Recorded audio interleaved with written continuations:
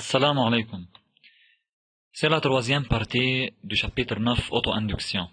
Dans cette partie, parmi tous les objectifs, on va lire le graphique de la variation du courant électrique dans un circuit RL en série, établir les équations différentielles de la variation du courant électrique en fonction du temps dans un circuit RL, c'est-à-dire résistance et bobine, en série, et donner les solutions. Connaître le sens physique de la constante du temps qui est appelée tau. Premièrement, pour rappeler ce qui est passé dans les parties précédentes, une bobine d'inductance L parcourue par un courant I est le siège d'une F et M d'auto-induction E égale à moins LDI sur dt. La tension aux bornes d'une bobine d'inductance L et de résistance R est UL égale RI plus LDI sur dt. Et il y a des cas spéciaux sur cette expression. Si E fois I est négatif, la bobine se comporte comme un récepteur. Si E fois I est positif, la bobine se comporte comme un générateur. Et si I est constante avec le temps, alors DI sur dt égale à 0. Par suite, E égale à 0, et dans ce cas, la bobine se comporte comme un conducteur ohmique pur si elle a une résistance, mais si sa résistance est nulle, alors elle se comporte comme un fil de connexion. Premièrement, on va étudier la visualisation de l'établissement du courant. Pour cela, on relie une bobine d'inductance L et de résistance interne R' avec un conducteur ohmique de résistance R avec un GBF de signal carré, générateur de signal carré, tous les composantes sont branchées en série. Les voies de l'oscilloscope sont branchées l'une aux bornes du générateur et l'autre aux bornes du conducteur ohmique pour visualiser la variation du courant, car comme on a dit dans la première partie, que l'oscilloscope ne visualise pas le courant. Pour cela, on visualise la tension aux bornes du conducteur ohmique, qui est l'image du courant. Pour chercher l'équation différentielle, on sait que dans un circuit série, la loi d'additivité des tensions est toujours applicable. On a trois composantes, et entre A, B et C, on dit que EAC égale EAB plus EBC. On commence toujours par la tension aux bornes du générateur, UAC égale UAB plus UBC. Et dans la phase de l'établissement, le générateur est considéré dans la première demi-période où sa tension est égale à E, qui est constante. En remplaçant UAC par E, UAB par R'I plus LDI sur dt, car comme on a vu, la tension aux bornes de la bobine est R'I plus LDI sur dt, et la tension aux bornes d'un conducteur ohmique est RI. On prend I comme facteur commun, on obtient R' plus RI et plus LDI sur dt. On note R égale petit r plus petit r', et on divise tous les termes par L, on obtient DI sur dt plus R sur L I égale à E sur L. C'est l'équation différentielle de premier ordre, satisfaite par I, car R, E et L sont des constantes. Ensuite, pour chercher l'équation différentielle par UR, on note UAC égale UAB plus UBC, c'est la loi d'additivité des tensions.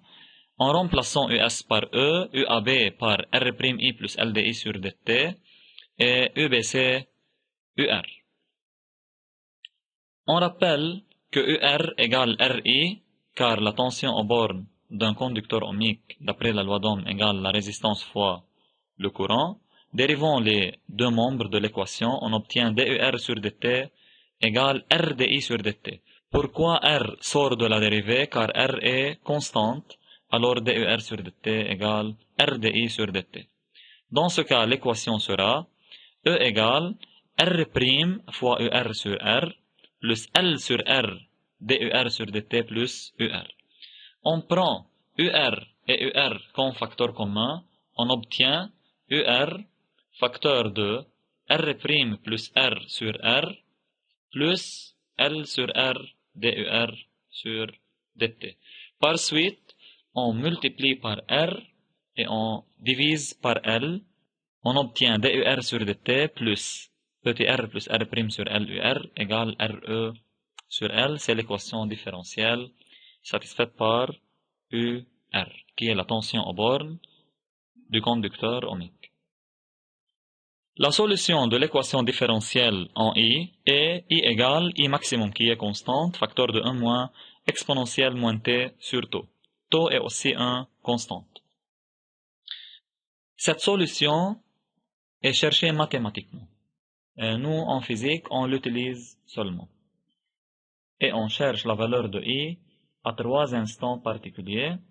Premièrement, pour T égale à 0, on remplace chaque terme par sa valeur. On obtient I égale 0 ampère, ce qui est logique, car à T égale 0, quand on ferme l'interrupteur avec le générateur, le courant est 0. Pour T égale à taux, qui est le constant du temps, I égale IM moins exponentielle moins taux sur taux, on obtient IM fois 1 moins 0,37, 0,37 peut être calculé sur la calculatrice.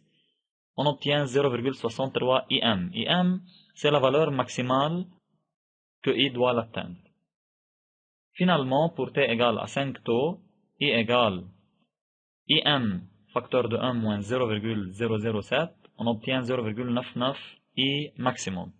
C'est-à-dire, le courant atteint la valeur maximale pratiquement. Pour T plus grand que 5 taux, le courant prend une direction asymptotique, I égale I maximum,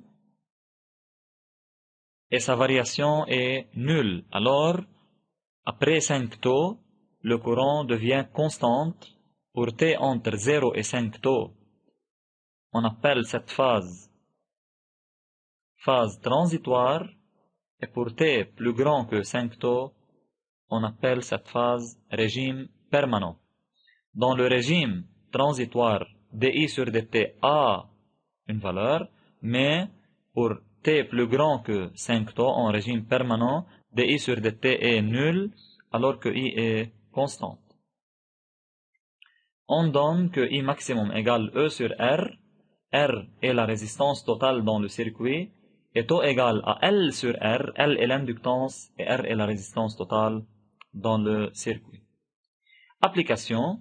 On considère le circuit du document ci-contre, l'équation différentielle qui régit l'intensité du courant dans le circuit, durant l'établissement est E égale RI plus LDI sur dt.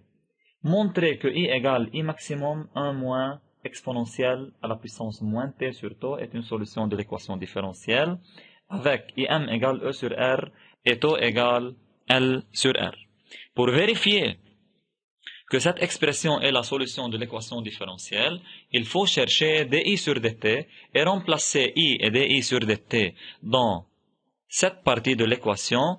Cette partie doit être égale à E. Premièrement, on cherche dI sur dt, qui est I maximum sur taux exponentielle moins T sur taux.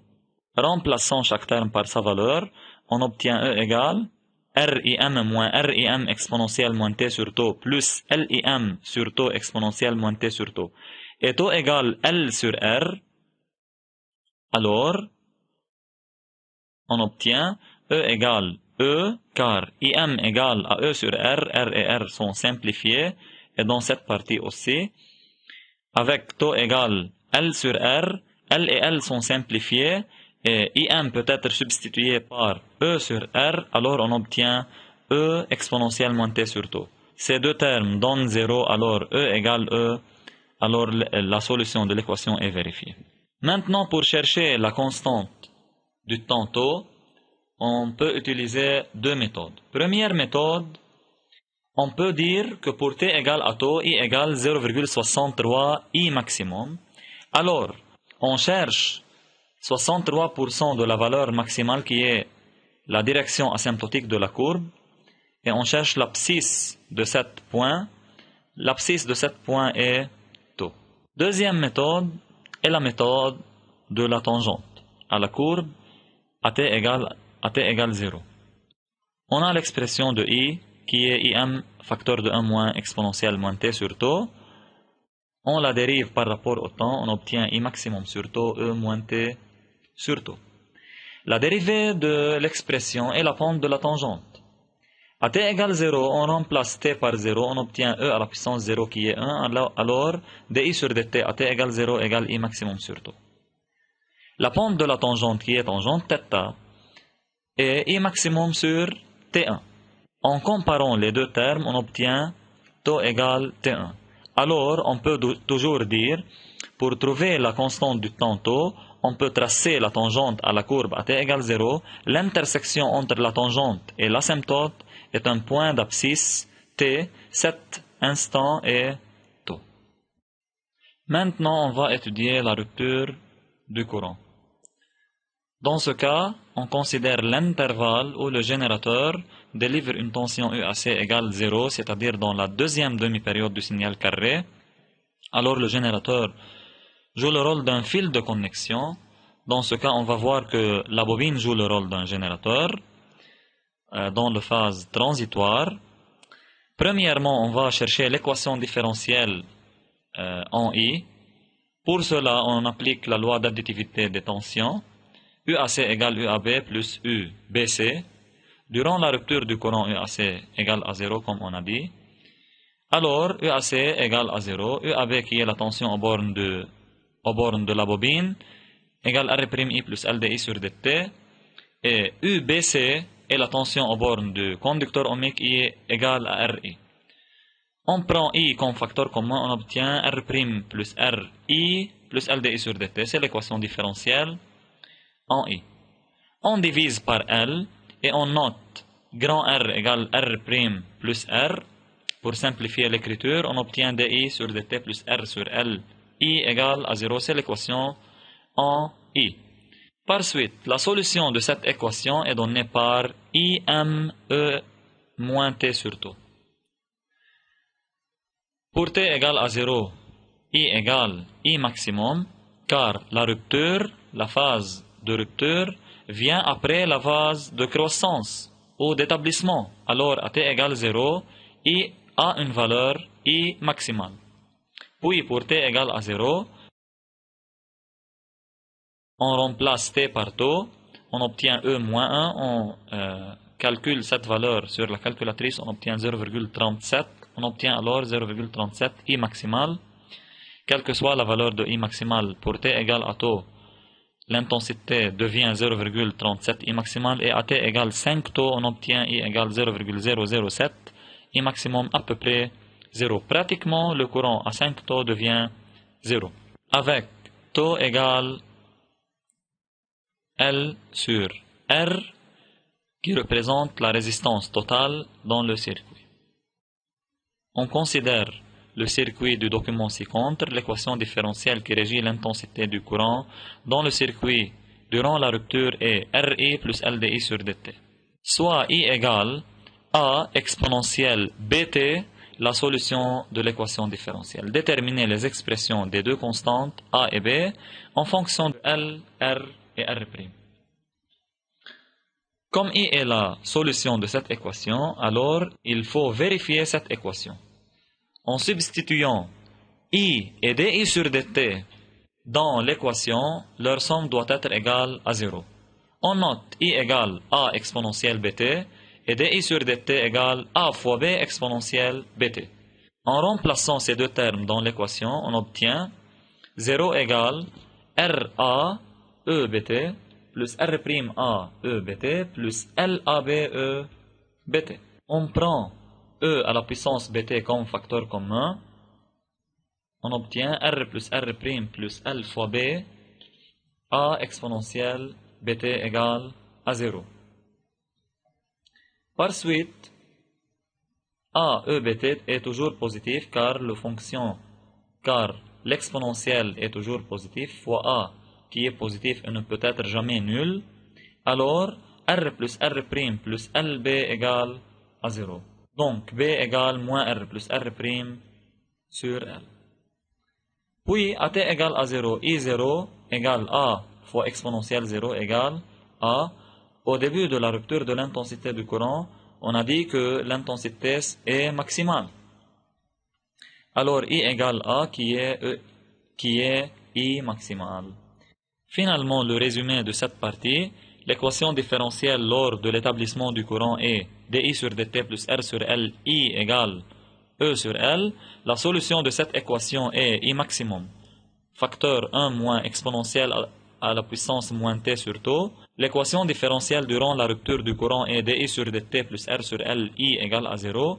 La solution de cette équation est I maximum E moins t sur tau. Finalement, tau est appelé la constante du temps qui représente le temps nécessaire par le courant pour atteindre 63% de sa valeur maximale lors de l'établissement et 37% durant la rupture. Dans le SI, tau est exprimé en secondes et l'expression de tau est L qui est l'inductance sur la somme des résistances dans le circuit. C'est le fin de la partie 3. Merci pour votre attention.